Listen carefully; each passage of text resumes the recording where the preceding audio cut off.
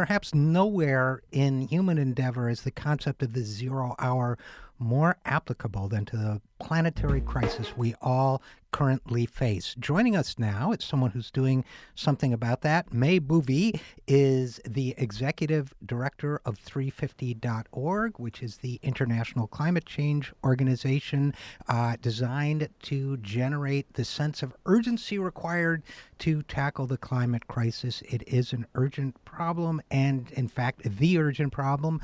And she joins us now. May Boeve, thanks for joining us. Hi, it's great to be with you.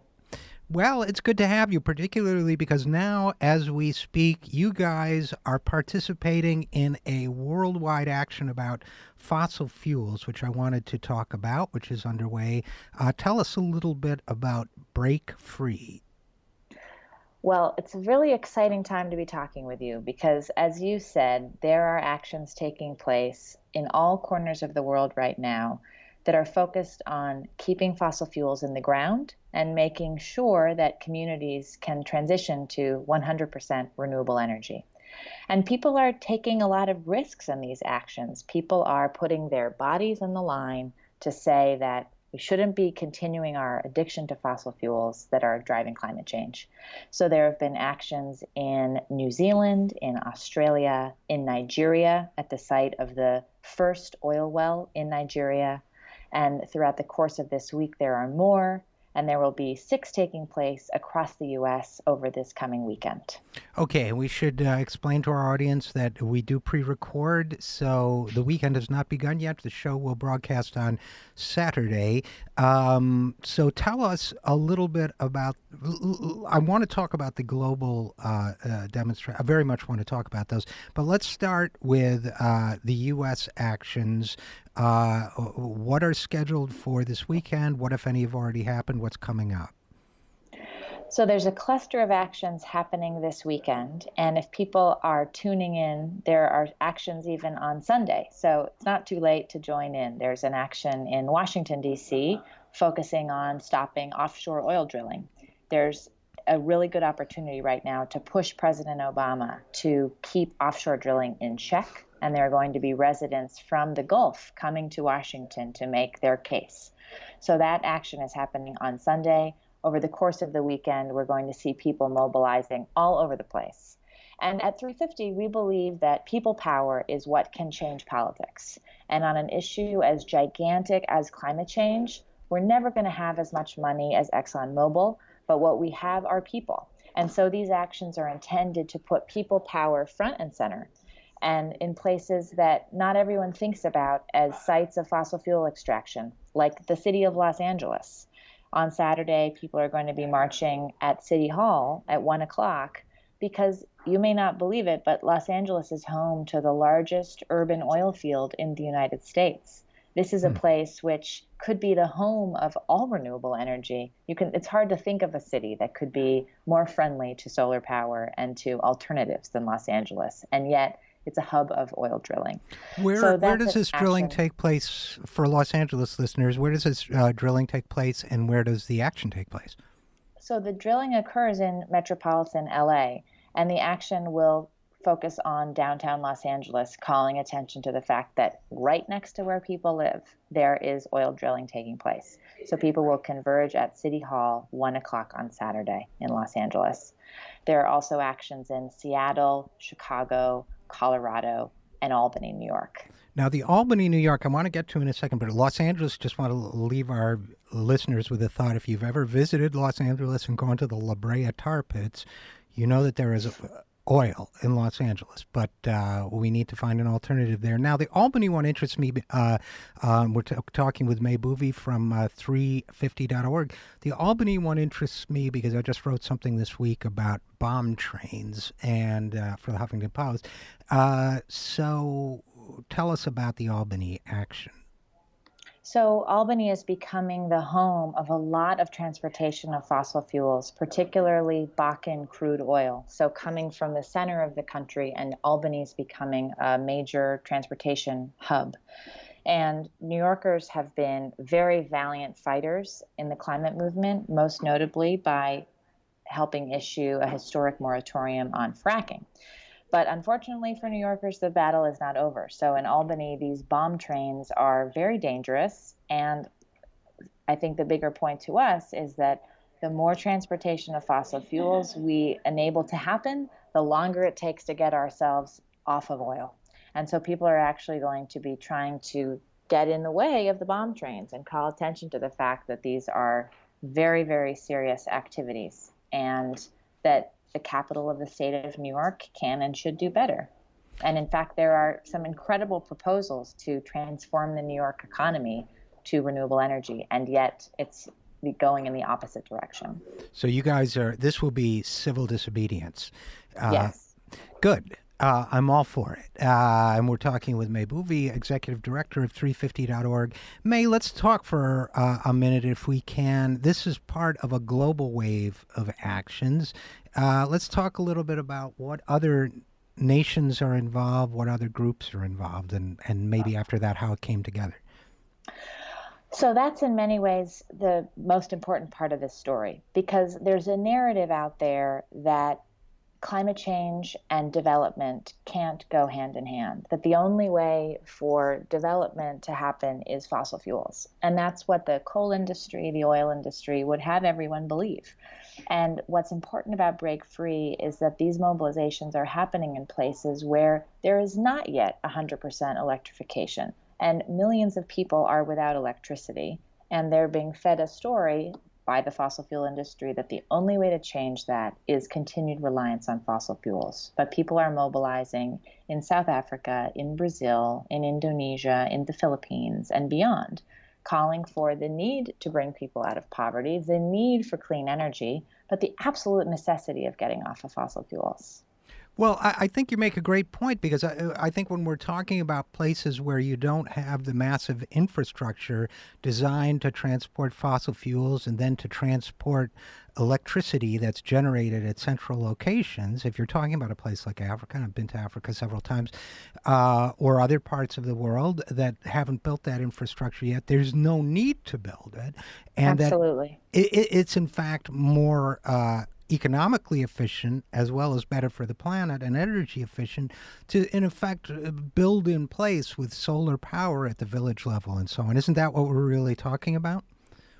Yeah, really, there's an incredible opportunity to create more democracy through access to clean energy. A lot of what people are proposing are decentralized energy systems where solar power, wind power is really accessible at the local level, and people are not relying on these clunky old coal plants to get access to electricity. Sometimes those aren't even as reliable.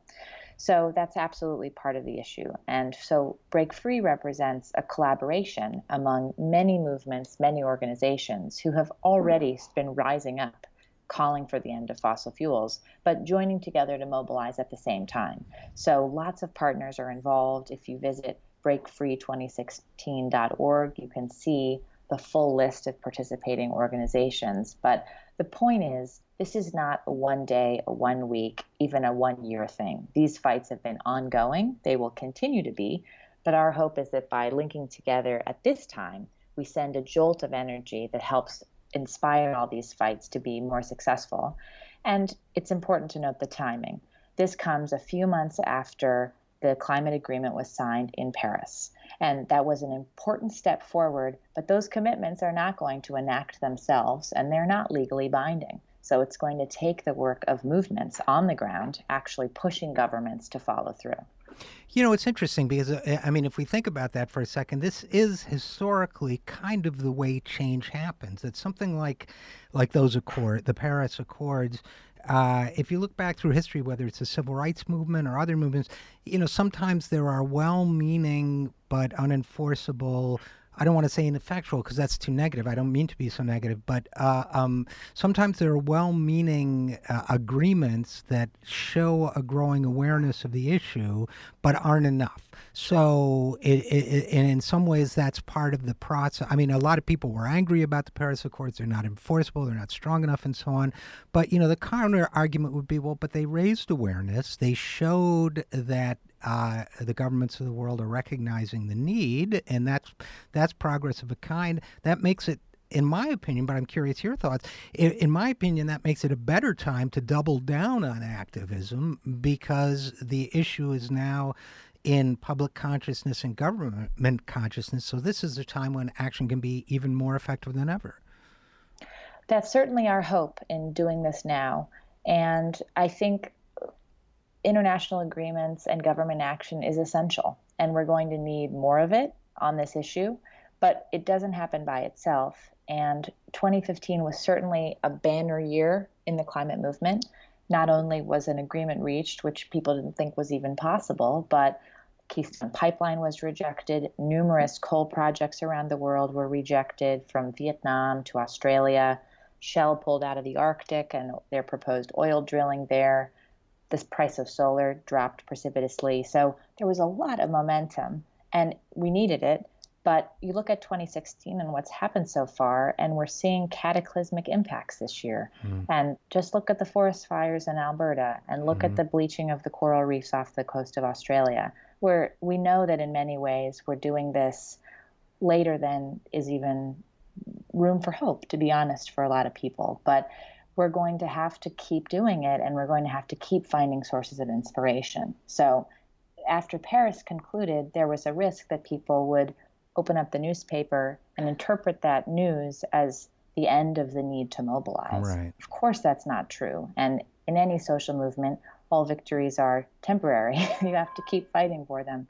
So that's part of why people, I think, are so motivated to take action right now. And we draw inspiration from each other. The people who are planning their action this weekend in Albany were looking at the march in the Philippines last weekend, seeing what people were putting on the line there to risk, and drawing the courage and the inspiration to keep going. You know, May Boeve of 350.org, you raise what I think is a really important issue, and I've brought it up with other guests when we've talked about climate change, which is it's very easy to become discouraged. I think we do need to recognize we have passed, people always think there's one point of irreversibility and then you can't solve something. Well, we've passed some irreversible points with the climate, but there are many more that lie ahead of us. We can make a huge impact for the good on the future. But, I've talked to a lot of people about how to walk that line between sounding the alarm and not plunging people into despair. And I think you touched on that very well. I think it's one of the biggest challenges that we face in our movement. And I think that's why we rely on mobilization and people power. It's not just because people power is what will push governments to act, but it's what keeps people connected to one another to draw inspiration for the long term. So it's a very important part of the work ahead. Yeah, I think that's very well said. And by the way, I also think it's important sometimes for that people connectedness, that human connectedness to take place. It's not an internet thing. To me, it's you have to meet people in the flesh sometimes. There has to be a gathering of like-minded individuals, for me personally anyway, to draw energy to keep going. And I don't know if you feel the same way. Well, we like to call it online to offline, that the web is an incredibly powerful tool and particularly powerful at sharing stories of inspiration, but it's not a substitute for the connection that happens off the web. So that's Break Free is a beautiful example of actually using digital tools and using tools offline together to maximize the power of both. So that's how we think about it. But I've been talking to people this week and in person and on Skype and looking on Twitter, and so many people are expressing stories of excitement about the actions they're going to, the opportunity to connect with friends they haven't seen in a while, and to get that recharge that comes from the experience of being together facing a really formidable foe, but knowing that we can do it if we are connected better than we were the day before. So how did the groups around the world who are talking about the upside of technology for a second, I assume that technology had something to do with it, but how did the groups that are part of the whole Break Free action, I mean, you're talking about a lot of different countries, South Africa, two cities, Witbank and Saxonwald. You're talking about Philippines, Turkey, and the UK, and so on, U.S., Indonesia, Nigeria. How did all those groups and countries come together? This has been taking place over many years, and a lot of these movements have been coordinating. But particularly, the idea for this action came up in the lead up to Paris. And we were seeing increasingly that there were campaigns at the local level that were fighting a particular project, be it a coal export facility in Indonesia or the 80 coal plants proposed for Turkey. Just let that number sink in for a second. And the fights were having a very similar aspect, and people were starting to connect the dots with each other and recognizing that what they were experiencing in one place was very similar to what someone else was experiencing. And sometimes with these kinds of fights, it can be very helpful to know that you're not alone. And it can be very powerful to project to the fossil fuel industry that we're, in fact, not alone as a movement and we're taking action together. So we started talking with a number of our closest partner organizations in the fall of last year about the idea of jointly mobilizing. And there was a lot of excitement and genuine enthusiasm about what this could mean collectively going into Paris, this could mean for the enforcement of the Paris Agreement, and what this could mean at the local level as an infusion of energy to keep propelling the fights. So that's a little bit of how it happened. But as we've gone along, more partners have joined in. We've learned about other efforts to connect to. I think one of the best examples here is, of course, the fossil fuel divestment effort is massive and global, and there's been many mobilizations for divestment. But that fight could not be more connected to this one, because each of the projects people are trying to stop at Break Free have a set of investors, have a set of institutional investors who the same activists are trying to divest from. So that linkage has also been incredibly important. Well, I hope at some point you'll come back and talk to us about divestment, because I think it is a very, very important complement to all these actions. And of course, it was, speaking of South Africa, it was critical in ending the apartheid regime there. I think divestment is a very powerful tool. So hopefully you'll come back and talk to us about that. In the meantime, if people want to learn more about Break Free, they can visit breakfree2016.org. There you can figure out how to attend an event, and you can also watch some incredibly powerful short films that have been made about it. Share those with your friends, and we hope that this will be the beginning of much more activity on this important topic of keeping it in the ground. Well, I certainly hope so, too. So May Boeve, Executive Director of 350.org, thanks so much for coming on the program and talking about it. Thanks for having me.